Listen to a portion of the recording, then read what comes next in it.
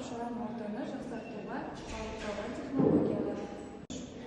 Жасыл мектеп жобасының өзектілігі қазіргі экологиялық, әлеуметтік және білім беру салаларындағы жаһандық мәселелермен тікелей байланысты.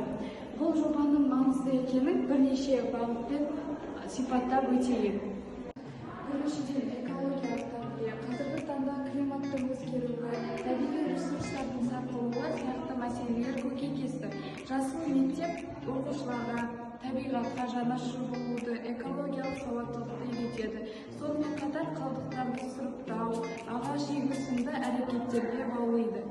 Біз Балқаш көлінің маңайында тұрамыз. Балқаш көлі флора мен фаунаға бай. Менің жобамда Балқаш көлінің өсімдіктер мен жануарлар әлемін қарастырамын. Қазіргі таңда цифрлық технологиялардың дамуына байланысты осы QR код арқылы өзіне жеңіл түрде мәліметтерді өзіне жинай алады.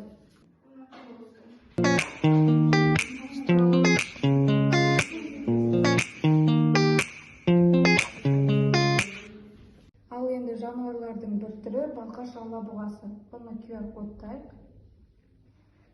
Балқаш алабұғасы. Алабұға тұқымына жататын жыртқыш балық. Балқаш алабұғасы жойылып бара жатқан эндемик түр ретінде ұлттық қызыл кітапқа енгізілген. Сексеуіл діні мен бұтақтары бұраң-бұраң болып келетін, құмды жерлерде өсетін, шөлге төзімді, морт сынатын жапырақсыз қатты ағаш тұқымдас өсімдік. Оның орталық Азия мен Араб елдерінде 10-ға жуық түрі бар. Соның 3-і Қазақстанда өседі. Ақ сексеуіл, қара сексеуіл және зайсан сексеуілі. Жасыл мектеп жобасы аясында мектебіміздің алаңына бақыт гүлін ектік. Бақыт гүлі Қазақстанда бау-бақшаларда, саябақтарда, гүл шаруашылығында шеңбершек тәрізді түрі қолдан өсіріледі.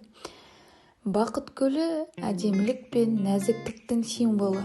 Бұл өсімдік баққа бақыт, жылулық пен шаттық әкелетіндей әсер қалдырады.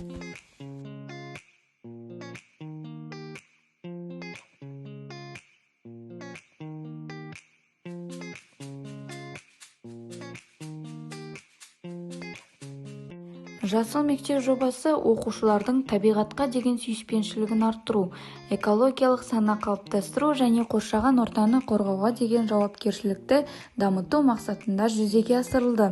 Жобаның нәтижесінде оқушылардың табиғатқа деген көзқарасы өзгеріп, экологиялық мәдениеті жоғарылады. Мектеп аумағы көркейіп жасылдандырылды. Бұл бастама алдағы уақытта да өз жалғасын табады деп сенеміз.